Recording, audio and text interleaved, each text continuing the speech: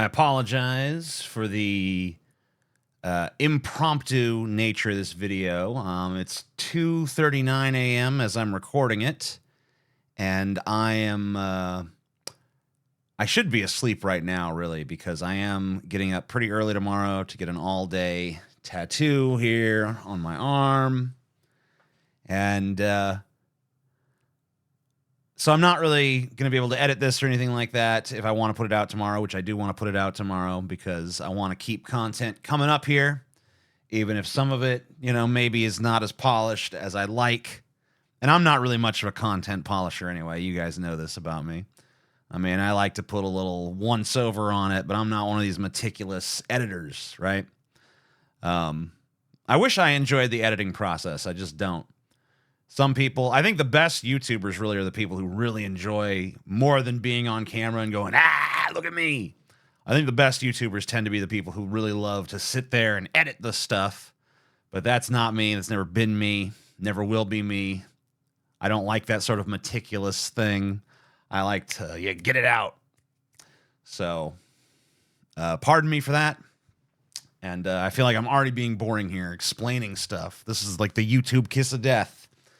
This is like early YouTube kind of style shit where you sit around and just explain what's going on, explain the circumstances of everything. You guys need to know what's going on in my life before I get to anything important. The problem is nothing's actually important, though. Like, me meanderingly yammering about this, that, or the other thing that's going on with me. Or if I just sat here and went, beep, beep, beep, beep, beep, I mean, all that stuff. Equally relevant as the goings-on of the world, in my opinion. But I know, that's not how people feel. And how long have I been talking? 2 minutes and 8 seconds? And I've said nothing. Nothing at all. But hey, whatever. Maybe you're still watching. So the first thing I want to mention is my stock's not doing that great. I mean, it hasn't fallen into the toilet or anything, but it's not doing that well. I do have a stock portfolio. I feel kind of weird because some of these politicians, like AOC and stuff, will be like, I don't have a stock portfolio. And I'm like, I, as a YouTuber, have a stock portfolio. I mean, it's not a huge stock portfolio, but it's something. Like, I have a little Robinhood account, and I put some money in it. It's like, mostly in NVIDIA. But Trump has not been good for my stock. And, that's starting to give me a little Trump Derangement Syndrome, I'll be honest with you, because, okay, you're a Republican. I expect you to be kind of a fascist. I expect you to do a bunch of wacky, wild, stupid shit that pisses off libs and lefties. That's fine. That's par for the course. But, aren't you supposed to be good for business?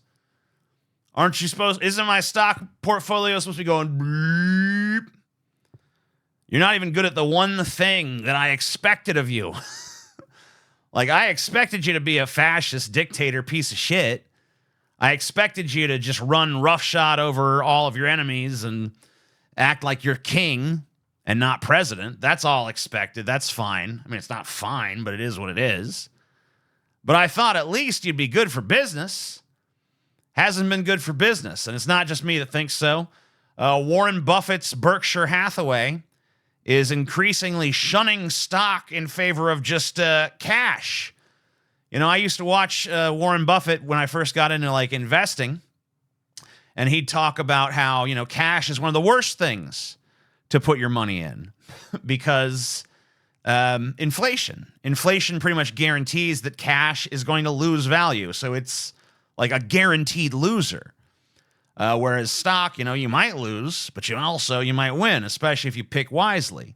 So the fact that Warren Buffett is stocking up on cash means that Warren Buffett, probably the most famous investor of all time, has no faith in the stock market. And how could he when Donald Trump is out there being like, I'm going to do tariffs. No, I'm not.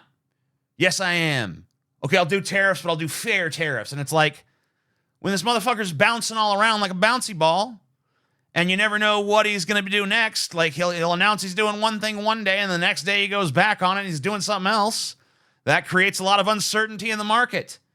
And the market does not like uncertainty. And that's why no one wants to invest right now, because it's just like, we have a fucking schizoid in the damn office. So what are you going to do? he's creating a lot of uncertainty. He's hurting stock. And, I know that should be probably the lowest on the list of concerns, but, honestly, it's the one thing I thought he might actually do well. And the fact that he's not even doing that well kind of give me a little Trump Derangement Syndrome. So get my stock up, Trump. Jesus Christ. I want to at least have like some sort of silver lining to the dark cloud that is your presidency, bro. I at least want to be doing financially well, even if like my civil liberties are being trampled on and I have to worry every day that you're going to open the death camps. Like, I at least want to be able to look at my money pile before you drag me away from it screaming to fucking Auschwitz, okay? That'd be nice. Little something, something. So, Auschwitz, I don't know, you guys see Steve Bannon, right? Steve Bannon doing his little Nazi salute at CPAC. Here, check it out. The only way that they win is we retreat, and we're not going to retreat. We're not going to surrender. We're not going to quit. Fight, fight, fight. Heil Hitler. Amen. Amen. Man, it's kind of weird how you guys keep doing that. Elon Musk did it, and it was like, well, he has autism, okay? He was just saying, my heart goes out to you. That's all he was saying. It looked a little awkward, but, he's got autism. What are you going to do? And now Steve Bannon's doing it at CPAC.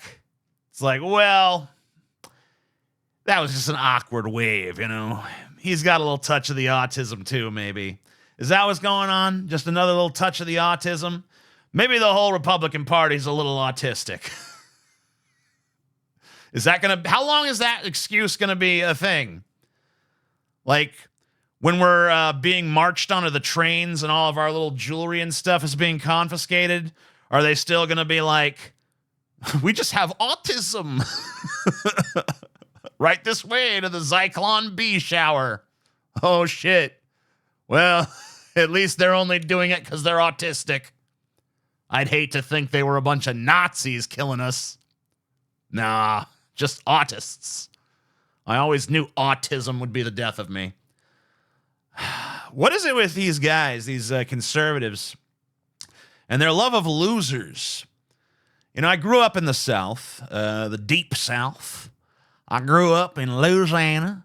A lot of people know that about me. Grew up in the swamps of Louisiana, and a lot of people down there in the swamps of Louisiana, they still flying that old Confederate flag.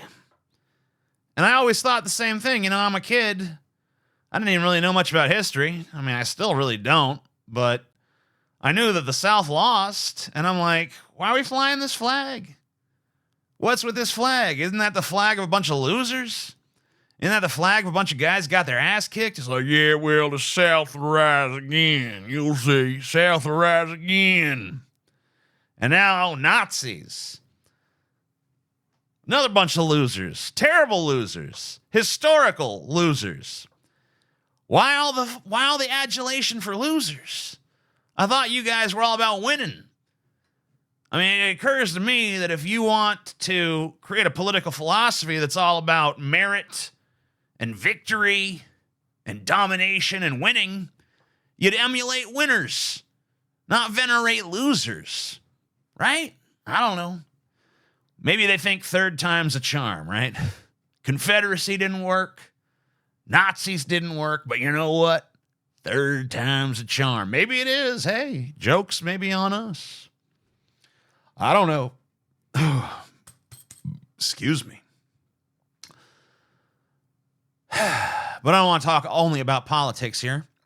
I'd like to talk more about something a little bit more spiritual or metaphysical, or maybe not even those things. Maybe just something that's a little bit deeper. Philosophical? I don't know. Sociological? You make your own determination is what I'm talking about, I suppose.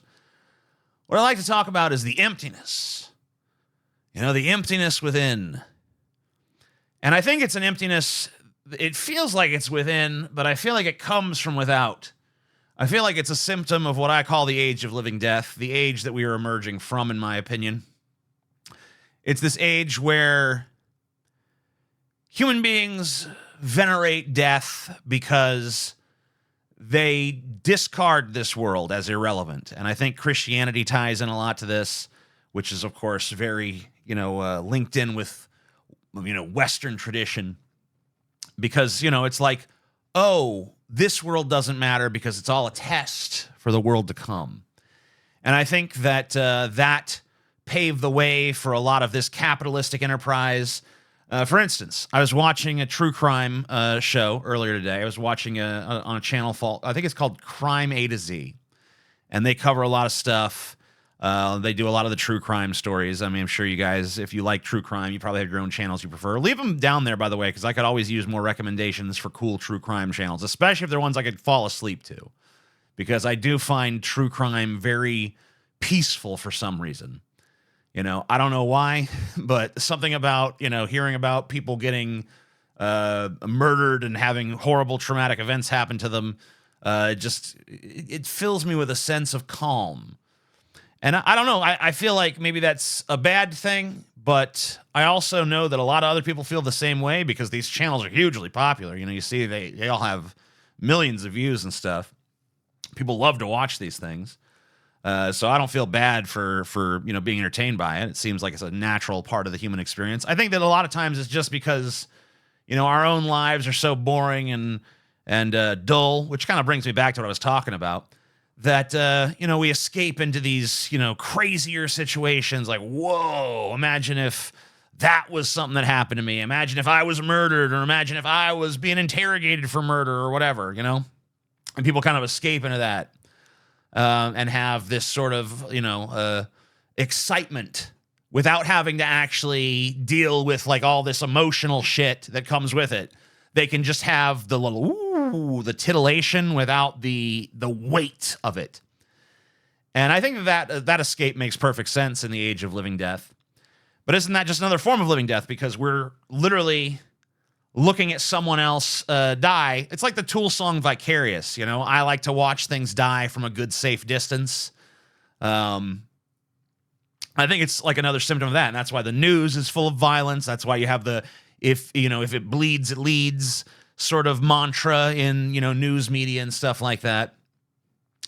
And I think there is this like sense of ennui in us. For me, it takes the form of boredom. For other people, I think it takes the form of frustration or misery or just emptiness. And I'll take it back. But anyway, See, this is why I need to be edited, because I forgot where I was going with this. I was watching this true crime thing today. I started coming at it through another angle, but now I remember the angle I was originally intending to come to it from. They were talking about the victim of one of these crimes, and they were trying to convince me what a good guy he was and how undeserving of death he was because he was such a good dude. And the way they were trying to convince me was by telling me that he was such a hard worker that his boss had to hide the keys to the office from him to keep him from working too much. And like, in my mind, I was just like, well, what a little bitch. What a little fucking wage slave piece of shit. I mean, I'm not glad he's dead, but I feel less bad. But I don't really, because I get it, that's what our culture venerates. We venerate spending your entire life working. And what is working, really? It's just the process of using your labor to enrich somebody else. You get subsistence, they get prosperity. So it's basically like, hey, it's a noble and honorable and good thing for you to spend all your time and all your effort and all your labor to make some other motherfucker rich. And that's just not how I was raised. I was lucky enough to be raised by a con artist and a swindler, which is, my father very much was those things.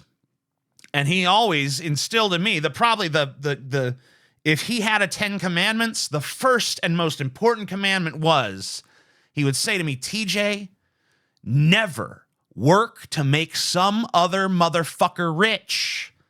Never work to make some other motherfucker rich. That was the lesson that he imparted onto me. And so, and I internalized that very much.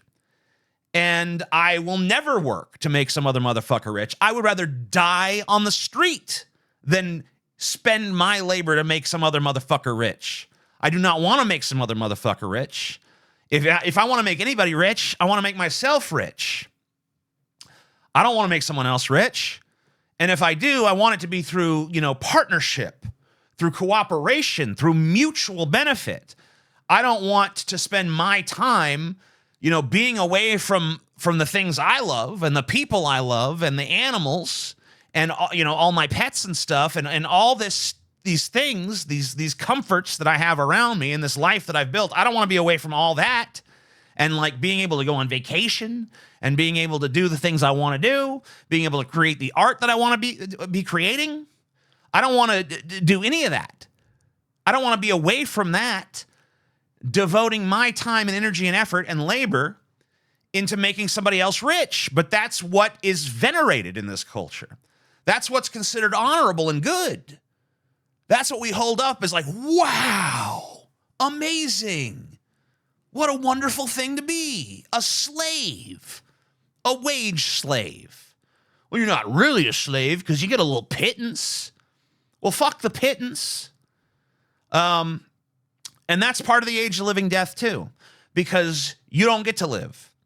Your life is spent enriching somebody else so that they can live. And that's supposed to be so honorable and so good.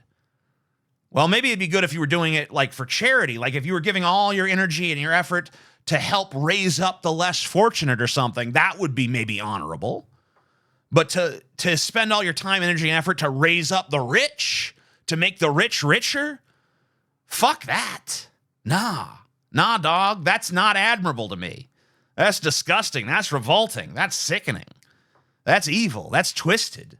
That's maniacal. That's death. That's bleh. So anyway, I know a lot of people feel that, and I feel like right now we're entering the age of chaos. I've talked about this before. We're leaving the age of living death. We're entering the age of chaos, and I think that's evident in all the things that are happening right now, politically, socially, culturally, economically, etc. But people continue to kind of behave. Like, I don't think a lot of people have got the memo yet. Because everything around us is changing, but people's behavior hasn't really changed with it. And it reminds me of yet another true crime story. There was a guy named Peter Porco. And I believe it was his son, or maybe it was someone else in his family. It doesn't really matter who did it. But someone axe murdered him, right? He was laying in bed, and the murderer hit him 16 times with an axe. And he regained consciousness, and he went about his morning routine. Like, he got up, covered in blood, covered in axe wounds. He went downstairs. I think he started to make toast or something like that, poured himself his morning OJ, went outside to get the paper. Got locked out, found his spare key, which he hid like under a mat or in a plant or something, opened the door back up, and then walked into his house, and then finally collapsed and died in the foyer. And that story always particularly disturbed the shit out of me, because the guy was walking around just doing his routine on autopilot, not realizing the whole time he's fucking dead. Like, this is just a dead man walking. And that's scary to me. Just the idea that we're so programmed into these routines that we can just do it dead.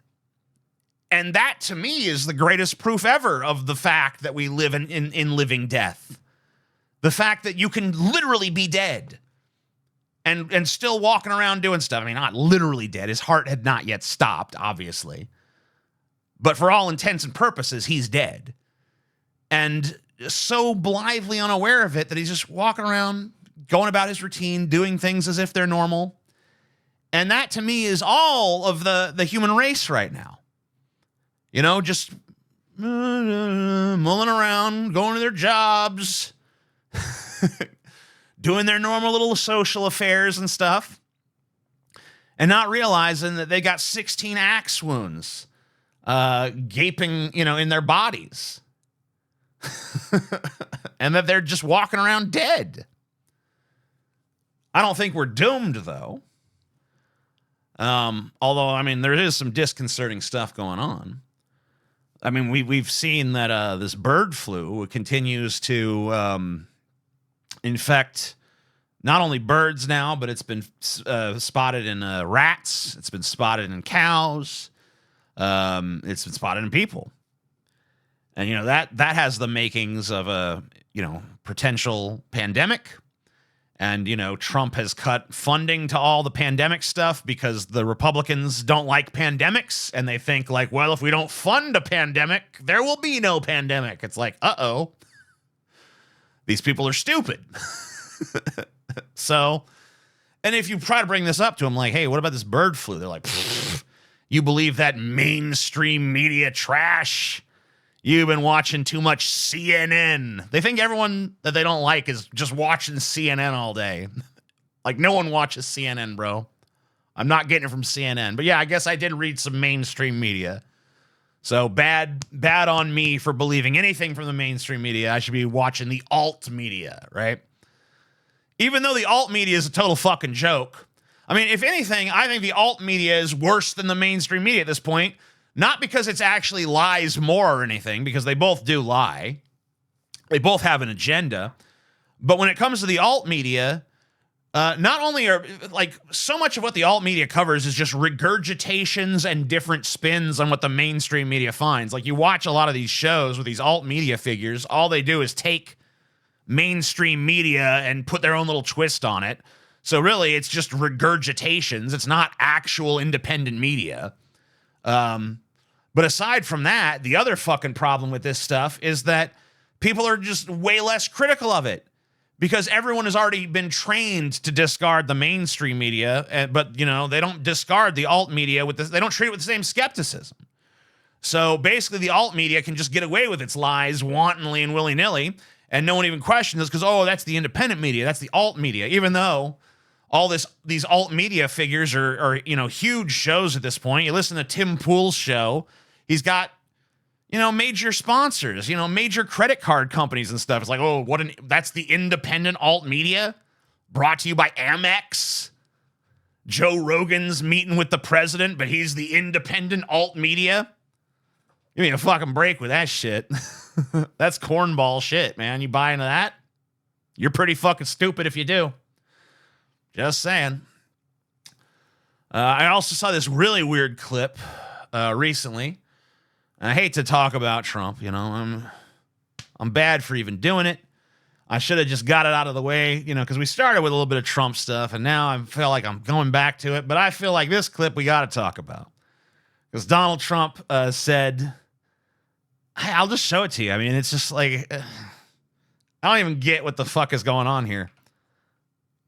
Word tariff is my favorite word in the dictionary. We were the richest relatively think of this, from 1870 to 1913. That was our richest because we collected tariffs from foreign countries that came in and took our jobs and took our money, took our everything. But they charged tariffs, and we had so much money, they set up the 1887. Think of that, a long time ago. 1887 Tariff Commission. It was a commission of very important people to determine where we should spend all of the tremendous, vast wealth that we had. We had so much wealth. Wouldn't it be nice today? Of course, now we give it away to transgender this, transgender that. Everybody gets a transgender operation. It's just wonderful. No, we give it away like to crazy things. But in those days, it was different. It was a different world. It was a different country. But we were very rich because of tariffs. What? What? We're giving it away to transgender this, transgender that? I have to ask once again, where do these people get this shit? So, Trump's assessment of why America is no longer as rich as it was from 1870 to 1913, which I'm pressing the doubt button on that anyway, like, because the greatest era of economic expansion in America was in the 50s. But whatever, setting that aside, let's just assume that his numbers are correct, which is always probably a mistake to do with him. But like, even if that was the richest period in American history by some metric, does he really think that like the reason it's not anymore is because we're spending all our money on transgender surgeries? First of all, I think a lot of trans people would be very shocked to learn that apparently the government is just wantonly funding transgender surgery and stuff. Because, no. Every transgender person I've ever known has had to fund their own shit. Like, maybe they can get a little help from the government here and there, but the government is not just like, need a transgender surgery? Come on down. We got you covered. I think part of the problem here is, and this was revealed in 2022 in a YouGov survey. I have the survey up here. As you can see, this is a YouGov survey where people were asked to estimate the amount of certain groups of people in America. And they asked what percentage of people are transgender. And Americans think that 21% of people are transgender. The actual number is between 0.5 and 1.6%. Probably a lot closer to the 0.5%. 1.6 is like the pie in the sky, most possible number. But I did a little math. 1.6% equates to about 5.28 million people. So if you assume an average cost of about $100,000 per person for comprehensive transition-related care, which includes the surgeries, the hormone therapy, and the counseling. So that'd be about $100,000 a person, give or take. And that total would be around $528 billion. And I can promise you that there is not $528 billion earmarked for trans stuff in the budget. You can check yourself. It's not there. It's nowhere near there. So, I don't even know why I bothered to fact check this. Everyone knows that that's bullshit. I guess maybe they don't, because we live in a country so stupid that we believe 21% of people are transgender. Like 1 in 5? Like, what world do these fucking people live in? They go outside and just assume 1 out of 5 people they see is trans? Like, oh, that's probably a trans. Oh, that's probably a trans. Oh, that's definitely a trans. 1/5 of the fucking country is trans? Are you people nuts? Are you cuckoo for fucking Cocoa Puffs or what, baby? And the answer is, of course, they are. But it's an interesting world they live in, I suppose, It's a magical world.